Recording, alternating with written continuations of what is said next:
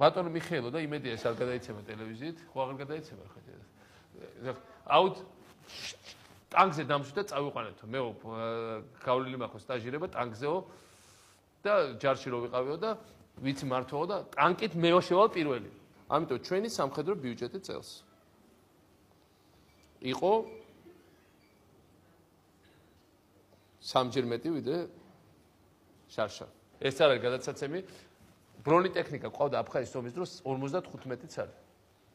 და ეხლა ჩვენ გვაქვს საქართველოს იანვრის შემდეგ ეყოლება 1000 ერთეული ყველაზე თანამედროვე პროგრამა. 1000 ერთეული. რო გაშალავ თლიანად საქართველოს გზაზე თელი ტრასა რაც ახალი ავტობუსი შენდება თბილისი, ბათუმი, თბილისი, სოხუმი, თლიანად დაეტევა. მეტი არაფერი დაეტევა.